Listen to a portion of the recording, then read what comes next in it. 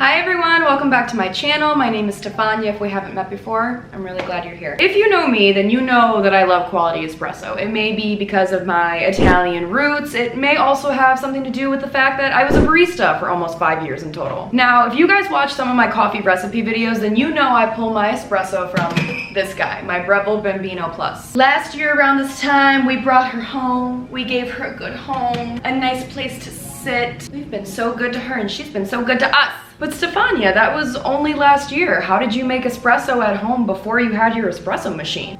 Thought you'd never ask. Doop, doop, doop. I want you to meet a dear friend of mine. This is a Moka pot. You may have seen it on your grandma's kitchen counter. You may have seen it in the cabinet as you were growing up. We're gonna talk a lot about her today. I'm also gonna debunk a few things that you may have heard about making espresso at home that you definitely should not try. And if you've already tried it, well, then what I'm about to say is gonna make a lot of sense. By the end of this video, you know that latte you spend $6 on every day from Starbucks? Yeah, you're gonna know how to make it at home and make it better. If you enjoyed this video today, be sure to give it a thumbs up. And you know, I have a feeling we're gonna be doing this a lot more often, so you might as well just hit that subscribe button and also turn on notifications so you don't ever miss a thing. Follow me on Instagram, follow me on TikTok, and yeah, that's the spiel. Espresso. What is the main difference between espresso and regular coffee? That's a great question. It actually has a lot to do with the extraction method, heating, pressure, and grind size. Espresso is just super concentrated coffee if you really want to go high level with it. Most espresso machines use 9 bars of pressure to extract an espresso shot. That can usually take anywhere from 20 to 30 seconds. Brewed coffee, on the other hand, the grounds are more coarse and it relies more on gravity than it does pressure. You end up with a cup of coffee, but you may only end up with an ounce or two of espresso. In a nutshell, without getting too technical with you, that's pretty much the main difference. So any espresso brewing method that does not use any pressure is not producing espresso. At least that's what I was taught. Now, a Moka pot works by heating hot water in a small boiler at the bottom of our pot. When you place it on the stove, the heat pressure will build up and it will push the hot water through the filter, which is holding the coffee grounds, and push it into this little chamber. After a couple of minutes, through these 2 holes, fresh espresso will spit out and your kitchen will smell wonderful. A Moka pot is not an espresso machine by any means, and definitely there's not 9 bars of pressure going on here, but it does use some pressure, and that pressure is creating the espresso. And this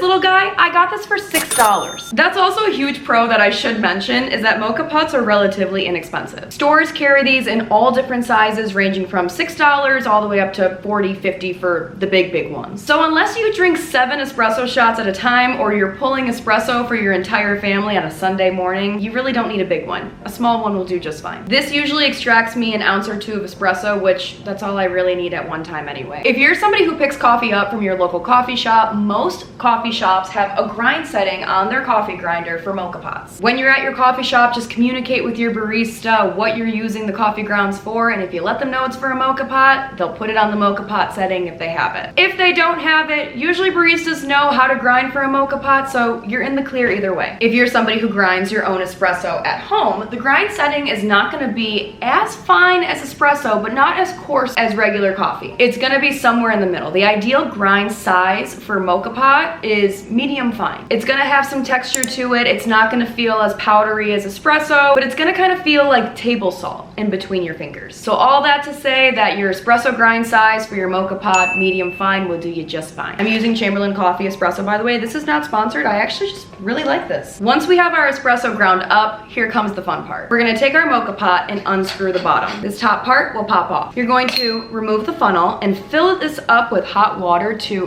right below the boiler. Could you fill this up with cold water? Technically yes, but you want your water already heated up so that it's not just getting heated up when you put it on the stove. Does that make sense? If cold or lukewarm water is being pushed up through the funnel, you may end up with a slightly more bitter taste to your espresso. So use hot water if you can. Hot water from a tea kettle will work perfect. Now take the funnel and we're gonna sprinkle our ground espresso right in here. You don't need to pack it, tamp it, touch it, nothing. Let it be a mound of espresso. Let it be free. This part's also really important. Make sure there's no excess coffee grounds laying on the edges of your funnel. Insert the funnel with your coffee grounds back into the boiler. It may be hot to touch at this point, so use a towel to screw it back on if you need to, and screw the top back on. We will pop this on the stove over medium heat. Make sure it's medium. You don't want it to be too hot, and also make sure that the handle is not sitting right over the flame because it will melt. And yes, I unfortunately am speaking from experience here. While this is sitting on the stove, you want to keep the top popped up like this at all times. If you don't,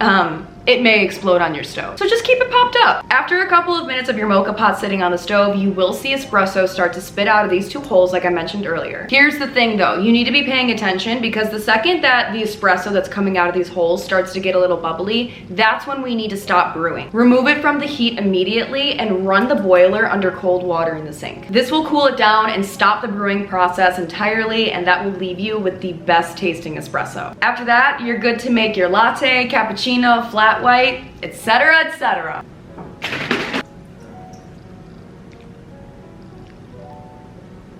Boom, I just made myself a caramel macchiato, one of my favorites to make at home. And yes, it really was that easy. People sleep on Moka Pots. I used a Moka Pot for well over a year before I got my espresso machine, and it produces very good espresso if you follow the steps correctly. Now, I know a lot of you use Nespressos, Keurigs. I can't speak on Keurigs directly because, well, I despise them. Most baristas despise Keurigs. It's not horrible, especially if you're not a coffee snob like I am. Hey, I'll be the first one to admit it. But hey, if you're a coffee snob like me, then I bet you can agree. Keurigs, they're not horrible, they just don't cut it. And that's okay. If you like it, do your thing. Nespressos are a bit better though. You can get Nespresso pods, and I'm sure it's pretty tasty. I've actually only had Nespresso coffee all of once in my life, and it wasn't bad. I enjoyed it. Now, I have also seen people try to use AeroPresses to produce espresso. And if you have tried to do that and failed miserably, well, you're not alone. Again, there's really no pressure being used or applied here. So although the method is kind of clever, you're not producing espresso. Basically, you're producing a highly concentrated but also maybe weak tasting shot of coffee at best. In layman's terms, probably not the best method for brewing espresso. But hey, refer back to the part where I said this is only $6. All right, so we've covered espresso, but we haven't talked about the part of the latte where you need the milk. My espresso machine comes with a steam wand, as you can see. PSA, there are a lot of really great automatic espresso machines out there that are pretty inexpensive. They just may not have a steam wand on it, but if you're more of an iced coffee person like I am, that may not be a deal breaker for you. So check those out too. This steam wand is how I froth my milk for my lattes, cappuccinos, flat whites, etc. But you don't need a steam wand to froth milk. Here's a few ways that you can froth milk at home without an espresso machine steam wand. Method number one is if you have a French press, did you know that you can actually use that to froth milk? You'll want to boil milk on the stove first and then pour that boiled milk into your French press. After that, start pressing up and down to introduce enough air to get that frothy consistency. Once you've pushed enough air into it, you'll be able to see your milk get frothier and frothier. That's method number one. Method number two is purchasing an electric milk frother. Now, I'm gonna be very transparent with you guys.